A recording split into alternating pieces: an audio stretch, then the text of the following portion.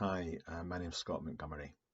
How did I get involved in Neurocentral? Well, my wife was involved in Neurocentral, still is heavily involved, and I became involved like that, going to meetings, etc. I then became a member as I've got a neurological condition myself, and I was able to experience firsthand how Neurocentral can help people. My background is that I have a degree in behavioural psychology. I'm a fully qualified teacher. I teach 2 days a week. I have a diploma in Meridian psychotherapy and one in emotional freedom technique. I also have a diploma and a certificate in various aspects of hypnotherapy. I'm a fully qualified hypnotherapist and fully insured. I have a diploma in counselling, a certificate in life coaching, and I'm also a double Reiki master. And at some point, it was decided that it would be useful to put some of these traits and qualifications to use to help people in Neurocentral. So that is really how I got involved, and some of the things that I can offer to people in Neurocentral.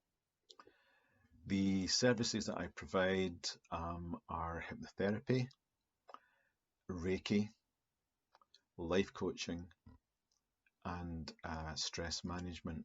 I also offer a service which is very similar to hypnotherapy, which is called SERT, S-E-R-T, which stands for Stimulated Emotional Realignment Technique, and it's really just a fancy way of saying hypnosis without trance, and I'll maybe explain that later on as we get into things.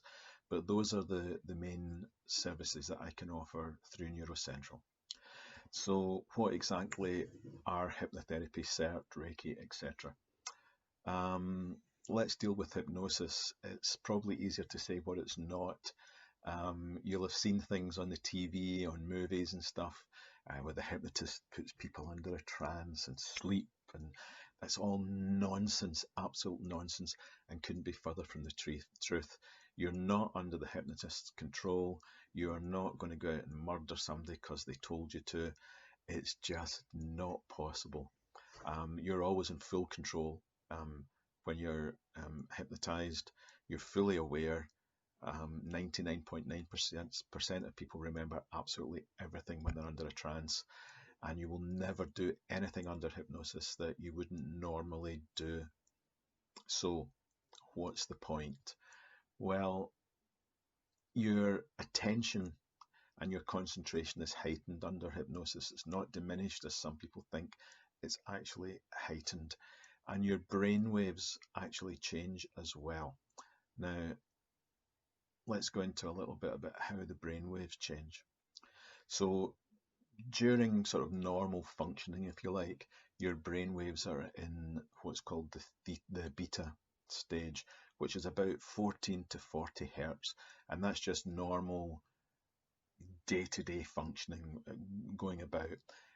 When you're under deep hypnosis, you're in what's called the theta state of brainwaves, which is about 4 to 7.5 hertz, and this is where your brain would be during sleep, particularly during REM sleep, which is a rapid eye movement sleep, which is the very, very important dream state, if you like, and that is where hypnosis works, because we can then access your subconscious mind. So I just mentioned subconscious mind. If you imagine, and this really is just imagining because it's not real, but if you imagine your brain is split, or your mind is split into two sections, your conscious mind and your subconscious mind. The conscious mind is the part that we're aware of, or how we think about the world and make decisions. I'll come back to that in a minute. But the bit that we're aware of, the bit that we can access, the subconscious mind is the bit that kind of works in the background, the bit that we're not really fully aware of. Now, the interesting thing is, I said the conscious mind's the bit that drives us, and actually it's not. And science has now proved that actually the subconscious mind makes all the decisions first, and then fractions of a second later the conscious mind says, oh, that's a good idea, let's have a drink of coffee, or I need to go to the toilet, or whatever it happens to be. So the subconscious mind makes a decision, the conscious mind follows on. It's a bit like driving a car, and you think you're the driver, but actually the subconscious is sitting in the back seat, and they're making all the decisions about where you're going and how fast you're going and so forth. And that's backed up now by science. It's a very, very small amount of time, fractions of a millisecond, but that's what happens. So your attention is heightened, your brain waves change, and we can access the subconscious. Now, I like to talk about A, B, C, and D when we're talking about hypnosis. A would be attention. It is very important that the person that you're hypnotizing is attending to you, paying attention to you. Okay, paying attention to the process. Without that, nothing else can happen. So that's A. B would be belief. It's very important that I believe as a hypnotherapist that I can hypnotize you and work with you, and that you believe the same thing, that you believe that something is going to happen. Without that belief, nothing will happen. C is the critical factor. Now, the critical factor is, I was going to say imaginary, but it's not really imaginary, but it doesn't exist in, it's not a physical thing. But again, if you imagine the brain split in two with that conscious and subconscious or unconscious part, that barrier, that imaginary invisible barrier between the conscious and the unconscious or subconscious, is called the critical factor. It's just a name that we give it. And we have to somehow get through that critical factor to get past it in order to talk to the subconscious, because as I said, it's the subconscious that makes all the decisions. If we want to change our behavior, if we want to reduce our pain levels, if we want to become more outgoing or less stressed or less anxious about something, if we want to stop having phobias, it's the subconscious brain we have to talk to. And the only way we can do that is to get through that critical factor. And that's what hypnosis does. It breaks down that critical factor temporarily in order to allow us to talk to the subconscious. Imagine it like a blind that we can lower between the two and talk to that subconscious. And then D is just directions. We give directions. Usually they're called suggestions, but A, B, C, S didn't fit in with my nice little A, B, C, D, so I call them directions, but it's just suggestions. So that's where the therapy comes in. And to be honest, the hypnosis part is easy, as long as you're one of the many people that can be hypnotized. Hypnosis is easy. It's the therapy part that's difficult, and that's why we have to be trained, and that's why we have to be insured. So that's really what hypnosis is. You'll always be in full control. You can always end a session whenever you want. You'll just open your eyes and waken up, and you can never, ever be forced to do anything that you don't want to do. So CERT, S-E-R-T, simulated or stimulated emotional realignment technique. It's just it's fancy words that are put together to mean hypnosis without trance. There's a growing movement in hypnotherapy now that feels that the trance state, that state where you close your eyes, where you go into this progressive relaxation and you go down into hypnosis, really isn't always necessary, and that you can actually access the hypnotic state without all of that. So what's the point? The point is that a lot of people, they have this thing in their head that they don't want to lose control. They don't want to be under the control of the hypnotist. They don't want to be put into a trance, as they see it. Now, I fully understand that. If you've not been hypnotized before, I can understand it. I get it. And although I think there's nothing to worry about, I understand that people do worry. Some people do worry a little bit about it. So that's where CERT comes in. We can access the subconscious. We can make those changes without the trance. So you're still hypnotized in a sense, but you're not in a trance. You are not under. So your eyes are open, usually, not always, but usually, and you don't go into a trance. Apart from that, we can do virtually everything with CERT that we can do with hypnosis. In particular, dealing with anxieties, phobias, and pain. So it works really, really well with those. Okay, so Reiki. Reiki is basically energy healing. Um, it's hands off, so there's no need to touch the person at all.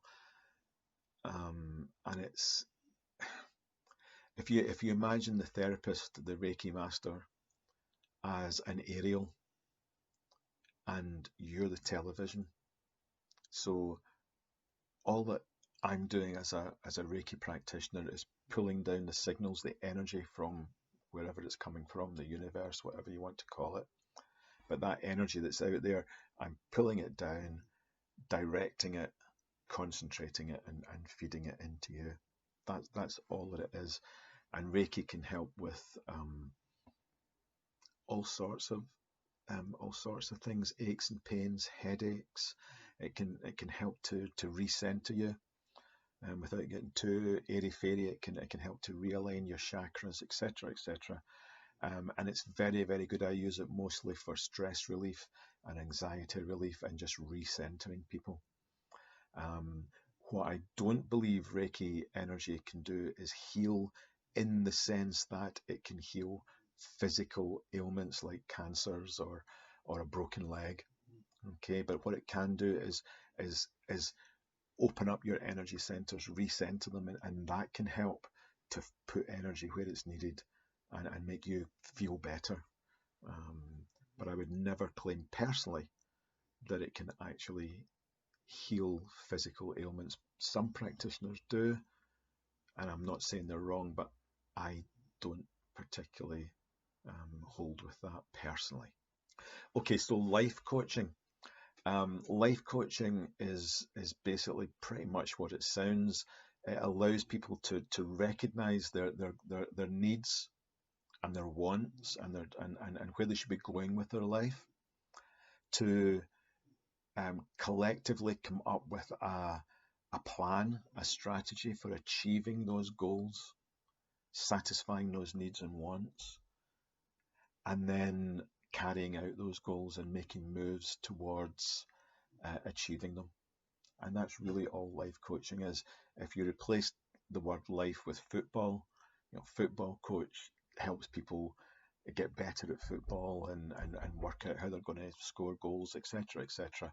And a life coach does the same thing, but with your life. So that's what life coaching is. So stress management is, again, pretty much what it sounds. It's just a way of helping you manage your stress. We're all stressed. Stress is actually quite a good thing in moderation. It becomes a problem when your stress levels get so high that they affect your functioning negatively. Moderate amounts of stress can actually affect your functioning positively. You can actually perform better, but over a certain point, you start to perform worse, and it's very negative. So we want to try and manage that stress level and keep it under control. And stress management does that. It can do it through um, things like progressive relaxation, which I provide through Neurocentral. It can do it through focusing and life coaching. It can do it through breathing techniques, muscle relaxation. There's lots of different ways, and I can help you with different plans and different ways of doing that. But I also offer free sessions every week through Neurocentral, and you can find them on the Neurocentral Facebook page. So all of these things, hypnotherapy, CERT, stress management, Reiki, etc., they're all ways of helping with various things. Stress, as I've mentioned, anxiety. There are the different sorts of anxiety. Of course, there's performance anxiety, where you might want to be able to talk in front of a crowd, or even just get up at a Neurocentral meeting, or put your hand up and ask a question. There's also anxiety about life in general, about coronavirus at the moment, of course, which is a massive thing. One of the things that all of the things that I can help with can really help with is when you want to get back out there into society again after maybe shielding or whatever. I personally, I've had to go through that, where I've been shielding and now I've had to go back to teaching 2 days a week, and I've had to go through that process of, oh my God, and there's children and there's teachers and there's people all around me, and how do I cope with that? So, I'm well aware of what that can be like. So I can help with that. Um, Hypnotherapy and CERT in particular can help with weight loss issues. Sleeping, a lot of people have got great issues with sleeping. I can help with that. Pain relief is another massive one that I can help with. Um, pain pain is mostly mental, not physical. What I mean by that is pain is how the brain interprets signals from your nerves, and if we can either interrupt those signals, which you can do using drugs, but you can also do using hypnosis, or if we can change the way that the brain interprets those signals, then we can change the amount of pain that you feel or how you perceive it. So pain is not a physical thing as such. It's a brain response to physical stimuli. So pain can be helped tremendously. Phobias, people have got all sorts of phobias, spiders. And again, the coronavirus thing can become a huge phobia, and the phobia of getting back out there, as I mentioned. So there's a lot more to phobias going on than perhaps there was before. And just clarifying your life path and giving things a direction. So, yeah, hypnotherapy, stress management, life coaching, Reiki can help with all of those things and many more. Okay, so cost. There's no cost to you as a Neurocentral member. As long as you're a fully paid up member, you can access hypnotherapy, stress management, Reiki, CERT, life coaching through me at no cost. Neurocentral pay me a certain amount for your sessions, and you don't have to pay anything at all. It's covered by Neurocentral. So who knows that you've contacted me? Well, the answer is no one needs to know at all. You can contact me directly, and I'll put my phone number and email up here somewhere magically. You don't have to go through Neurocentral. I will check against a list that you are a member of Neurocentral and that you've paid, etc. And then we just go ahead. Neurocentral are then just informed that somebody who's a member has access to service, and nobody needs to know who it is or why you came to see me. So it's all fully confidential. I'm a member of several professional bodies, and I subscribe to their codes of conduct, and I'm also fully insured for all of the therapies, and Neurocentral hold copies of all my up-to-date certificates. So how long does a session last? Well, how long is a piece of string? I don't know. The maximum would be an hour, really, to be honest. Normally, if I was doing this, I had my own practice previously. If I was doing this, an hour would be the length of time. However, doing it on Zoom or any of these sort of virtual formats tends to be a lot more difficult for you, the person on the other side. There's a lot more concentration involved, and people get tireder quicker. Added to that, the fact that you've got a neurological condition, as do I, an hour can be quite long. So it depends why you come to see me. Well, I say come to see me, it will be virtual, of course, but it depends why you have a session with me, and it depends on what therapy we decide together that's best for you. CERT, for example, can take as little as 10-15 minutes, and you might probably only need one session. Hypnotherapy, I would say probably in the current circumstances about half an hour to 40 minutes. And I wouldn't expect you to need more than 2 or 3 sessions, possibly just one. Life coaching, again, probably about half an hour, and probably looking at maybe about 6 or 7 sessions for that. Reiki, again, I would normally do about half an hour for a Reiki session. However, my personal belief is that Reiki, I was going to say Reiki doesn't work online, but actually a lot of people give Reiki online and swear by it. Personally, I feel that I can't offer Reiki online. So Reiki, unfortunately, at the moment, under current circumstances, is not something that I can offer virtually. I feel that I really need to be not in contact because we don't touch, but in close proximity to the person in order for it to work. So Reiki, I don't offer, but hopefully that gives you some indication of how long a session will last. It depends on you, why you're there, and what therapy we're accessing, and how long we feel together would be a good time. But I would say on Zoom or one of these formats, no more than half an hour probably currently.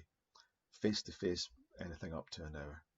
How do you contact me? You can contact me either through NeuroCentral if you wish, or you can contact me on my email and phone number, which should be up here somewhere magically by the wonders of science, and just contact me directly and we can book you in for a session. So you don't need to go through NeuroCentral if you don't want to. If you'd rather go through NeuroCentral, if you'd rather they knew about it, then feel free to do it that way as well. It's absolutely up to yourself.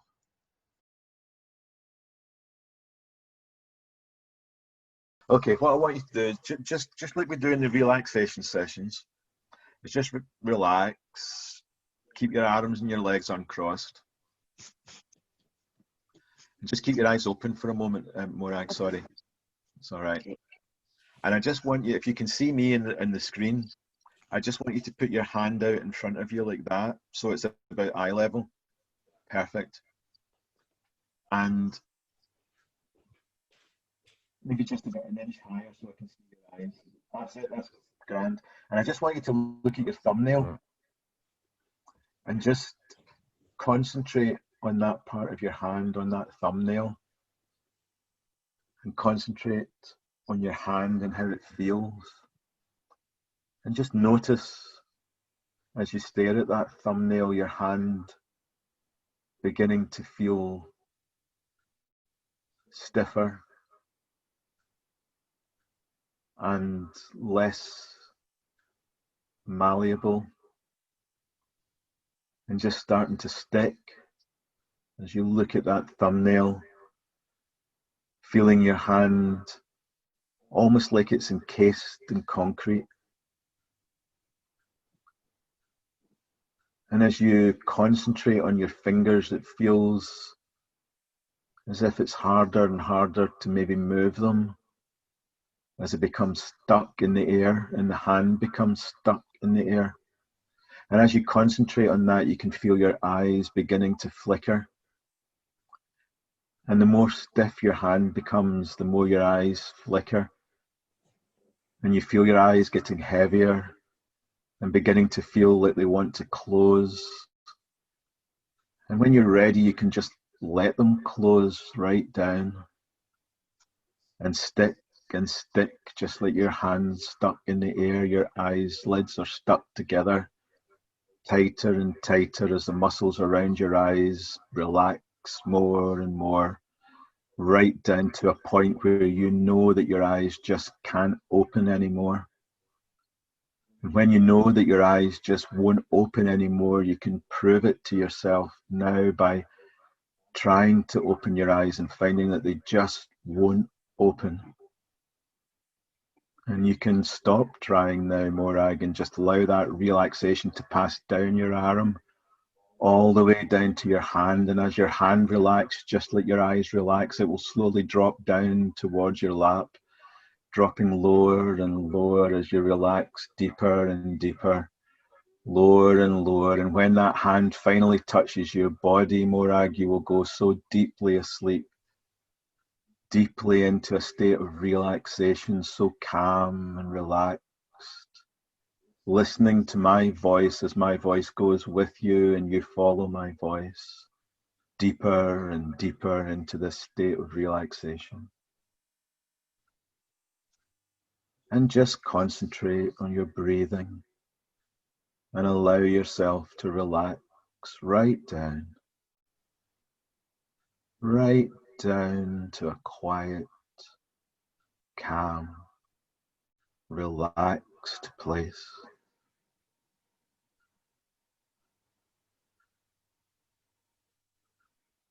And just enjoy the feeling, enjoy the relaxation. Now, in a moment, I'm going to count from 3 to 1, Morag, and when I reach 1, your eyes will open, you'll be fully awake, fully aware, back in the room, feeling wonderfully refreshed. 3, 2, and 1, eyes open, fully awake, fully aware, back in the room.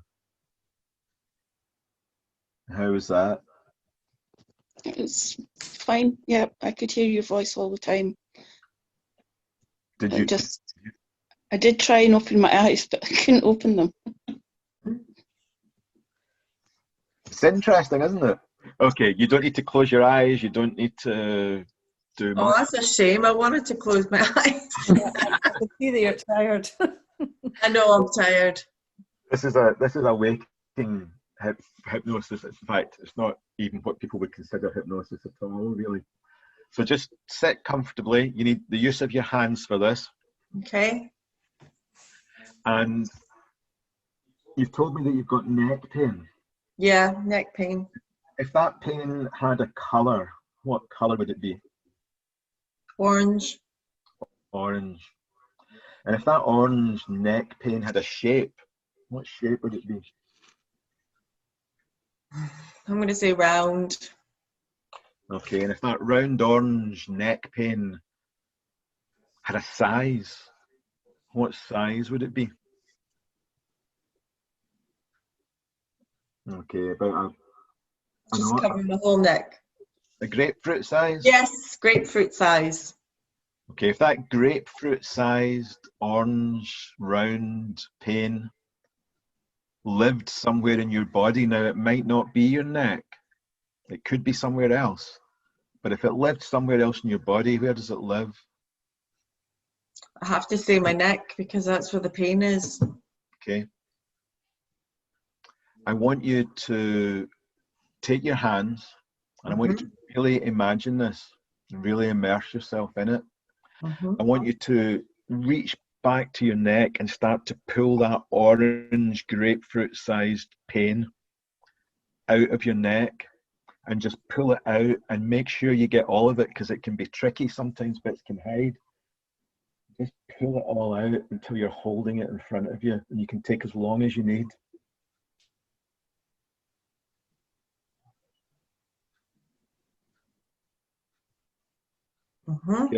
You hold it in front of you as if you're holding a steering wheel of a car.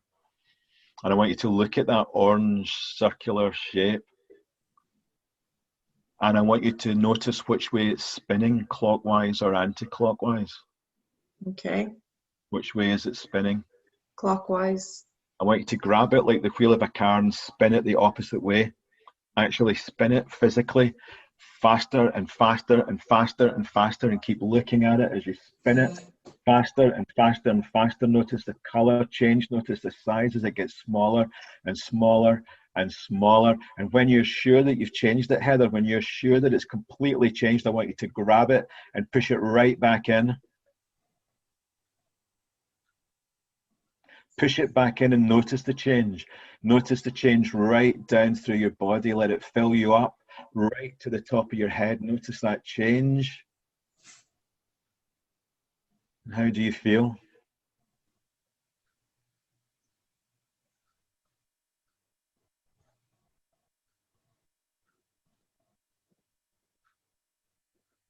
It's not as bad. I don't know if that's just me because I've been rubbing my neck. I don't know. What we would do is do that again and again. Right. Some people just need 1, some people need 5 or 6. I would then ask you to go through that process again. What color is it? Usually it's changed. What shape is it? And then we would do it again and it gets less and less and less. Okay, I will continue to do that and see how it goes. But you can do that yourself. Yeah.